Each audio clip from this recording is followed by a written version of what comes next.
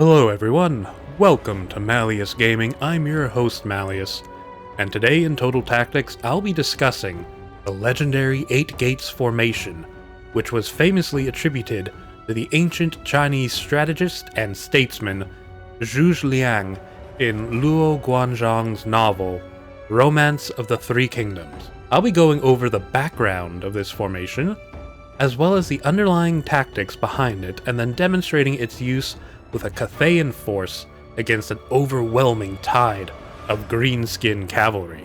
Also, as of the recording of this video, the channel has hit an incredible 8,000 subscribers, and I just wanted to thank all of you for your support. It truly means the world to me. We're on the road to 10,000 now, boys, so don't forget to like, subscribe, and leave a comment if you enjoy the video. And with that, let's begin. The historical events which served as an inspiration behind Romance of the Three Kingdoms could easily lead to multiple hours worth of videos and is well beyond the scope of what I wish to present today. I will, however, touch upon the 8 Gates formation as it was presented in John Woo's 2008 film, Redcliffe. Zhuge Liang, a famous hero and leader of the Shu Han dynasty from the era of the Three Kingdoms, was credited with the invention of the 8 Gates formation, or at least some form of it, and it was considered a significant innovation. A famous Jin dynasty general named Lu Hong would praise Zhuge Liang for his creation, claiming his work to be worthy of Sun Tzu himself. However, the true details behind the formation have been lost to time. It is unclear as to precisely what the formation was, or how it worked. However, it is thought to have been a strong anti-cavalry measure, designed to overcome the cavalry advantage of the Cao dynasty. The 8 Gates were mentioned multiple times within Luo Guanzhang's Romance of the Three Kingdoms, but it was used in multiple fictional battles written by the author, and therefore likely has no true historical bearing. The way in which it is presented in the film Redcliffe is as a so-called turtle formation, whereby it is a complex infantry formation made up of multiple units of spearmen and archers arrayed in a series of maze-like rings and multiple openings. Archers would shelter behind thin lines of spears, which would ward off enemy cavalry. These cavalry units would be funneled through the openings in the formation, which would then be closed off by the spearmen, trapping the enemy within the formation as they tried to escape the bristling lines of spears attacking them from all directions. Visually, this complex formation would be a treat to view and a testament to its commander's genius and leadership skills. However, it would fall short on a few levels due to practicality if it was ever used in a real battle. Something to keep in mind is that communication on the battlefield could never be considered a simple affair, especially in ancient times. Redcliffe's 8 Gates, multiple moving parts would require intense discipline and almost near instantaneous communication between its line units and leadership. This would simply not be possible in an age where orders were given through the blare of war horns or the waving of battle standards, and more complex orders would have to be dispatched through runners who would physically relay the information back and forth. Additionally, spears were an effective weapon against mounted opponents when arrayed in dense formations. The sheer mass of a large unit of spearmen would be able to absorb and repel the impetus of enemy troops, who would be relying on their own mass to break through.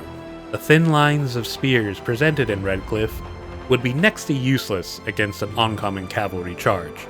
Alright, so summing up, Redcliffe's 8 Gates formation looks really cool, but is highly complex and rather impractical.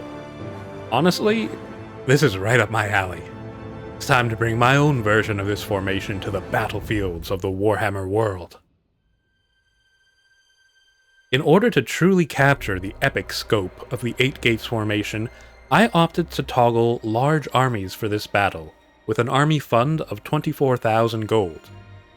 My 8 Gates army would consist of multiple rings, with each layer consisting of increasingly elite troops. The center of the formation would hold my range units as well as my general and his guard. Starting with the outer layer, which would be facing the brunt of the enemy's opening assault, I have 8 units of peasant long spearmen. The next ring consists of 8 units of Jade warriors with halberds. The third layer will contain 8 units of the elite Celestial Dragon Guard. Behind them, forming the core of the formation, would be 4 units of Celestial Dragon crossbows, and then within that core box would be my Celestial General and 2 units of Jade Lancers. The Lancers are fairly useless in this location, and honestly I just took them because I read that the cavalry would be kept to the rear. Considering a circle doesn't have a rear, I opted to put them in the middle. More crossbows would have been infinitely more useful in their place. Here you can see how the formation is set up, consisting of 3 octagonal rings of spear or halberd infantry, all surrounding a square of 4 ranged infantry. The general and his guard are placed within the square at the very center of the formation.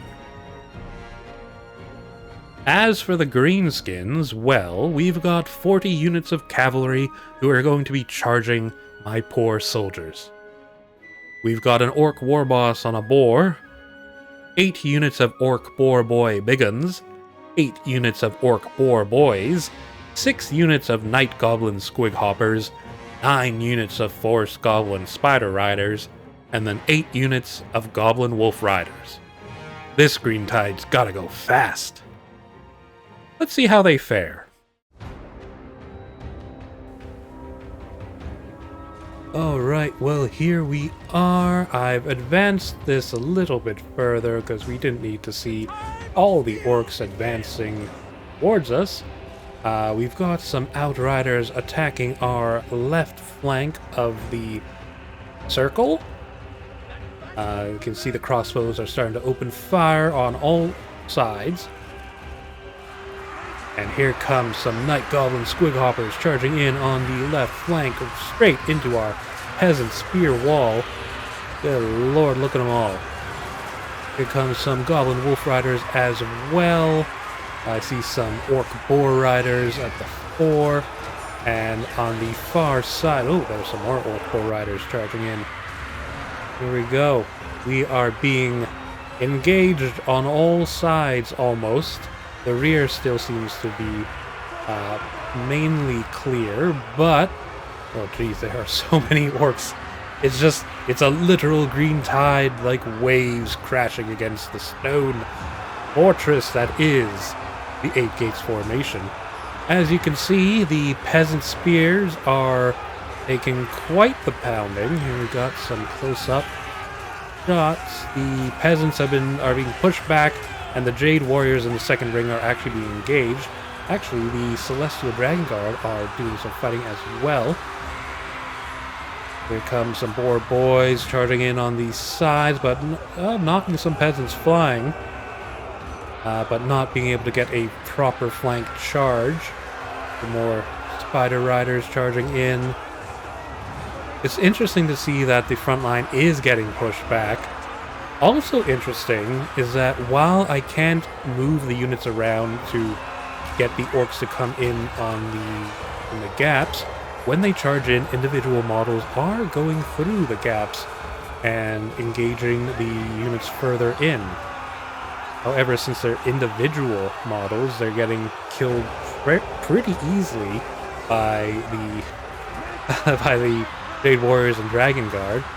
Some actually making it all the way past the crossbows into the central hub there. I believe that's the Orc Warboss picking on some peasants there. Remarkably, none of the peasants have broken. They're still holding on. They're physically getting pushed back, but they're still there fighting.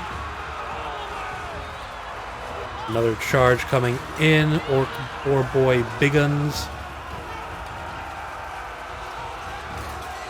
Looks like they are pulling back, getting chopped down by the peasants. Seems like that's it for this. That went pretty quickly. The orcs could not stand against the might of the 8 Gates formation. They couldn't stand against the might of the peasants, really. Good lord.